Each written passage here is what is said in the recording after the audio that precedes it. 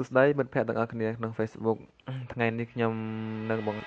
តិចនិចមួយទៀតនៅក្នុងការគ្រប់គ្រងកម្មវិធីទាំងអស់នៅក្នុងទូរស័ព្ទដៃរបស់យើងដែលយើងប្រើប្រព័ន្ធបដិបត្តិការ Android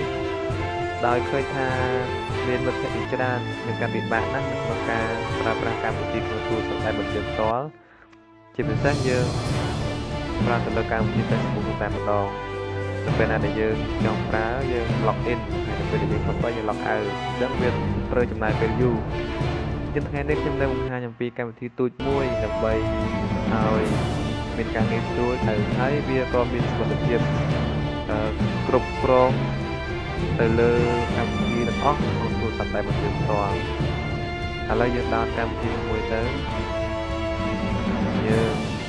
កម្មវិធីនេះឈ្មោះថា AppLock ឡើងមក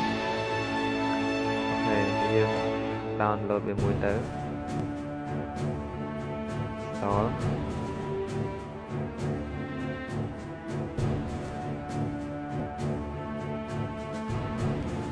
យើងរងចាំវាផ្លែទៅកម្មវិធីហ្នឹងវាស៊ីទុយទេ2មេហើយ3មេហ្គាបៃទេអញ្ចឹងវាអត់មានចំណាយថវិកាឬក៏ពេលច្រើនទេក្នុងការ download មកដល់ដំឡើង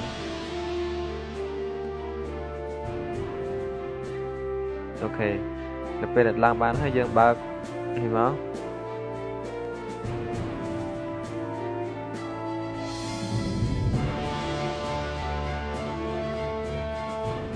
ដល់ពេលដែលមុនដំបូងនេះ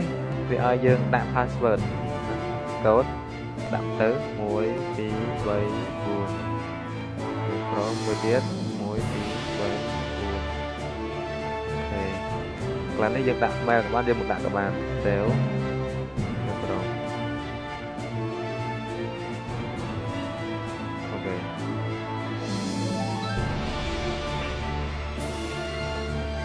មកដល់កន្លែងនេះយើងអាចចាក់សោទៅថាខ្ញុំចង់ចាក់សោ Facebook ហើយយើងដាក់ Facebook មកយើងរកមក Facebook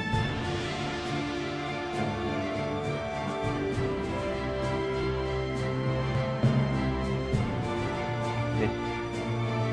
Facebook អញ្ចឹងដល់ពេលដែលយើងចង់ចាក់សោនៅលើ Facebook នោះយើងគ្រាន់តែទាញ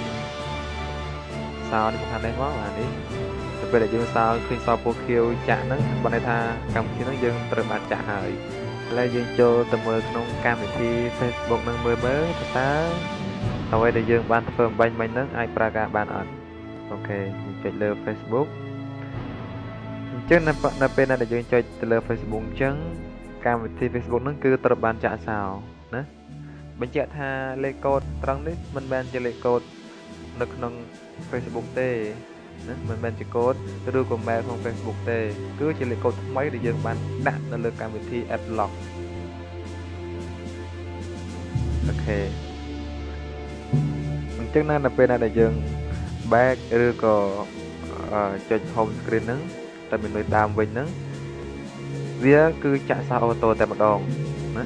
វាចាក់សារអូតូយើងគាត់ចុចម្ដងទៀតមើលចាក់អូតូអូខេនេះគឺចាក់សារអូតូតែម្ដងយើងបញ្ចូលលេខកូដមក1 2 3 4ហ្នឹងមកយើងអាចប្រើបានណាអូខេបើសិនណាមិត្តភ័ក្តិទាំងអស់គ្នាត្រូវការបិទកម្មវិធីដទៃទៀតយើងគ្រាន់តែចុចនៅក្នុងកម្មវិធី AppLock ហើយយើងរើសមើលនេះយើងរើសមើលកម្មវិធីណាដែលយើងមិនចង់ឲ្យដទៃនោះបានទីហោថាយើងចង់បិទកម្មវិធី Play Store ព្រោះកម្មវិធី Play Store នេះគឺជាកម្មវិធីមួយដែលអនុញ្ញាតឲ្យមិត្តទាំងអស់គ្នានឹង down game down app អីជាច្រើនអញ្ចឹងកម្មវិធី Play Store នេះបើសិនជាអាចយើងគួរតែចាក់សារវាចោលទៅព្រោះបើសិនណាមានអ្នកមិត្តភ័ក្តិណា down game ទេម្ដាយដាក់ច្រើនវាធ្វើឲ្យទូរស័ព្ទយើង slow អូខេអញ្ចឹងពេលណាដែលយើងបានអញ្ចឹងហើយ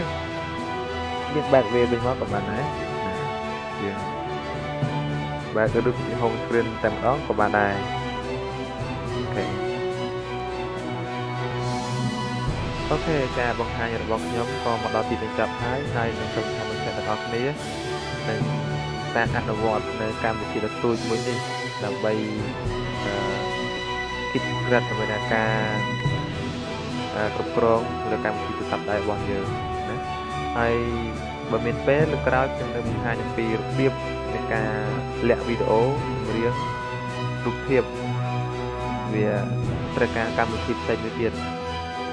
អូខេសង្ឃឹមថាអ្នកទាំងអស់គ្នានឹងមានការសប្បាយរីករាយនៅក្នុងវីដេអូនេះនិងសាកអនុវត្ត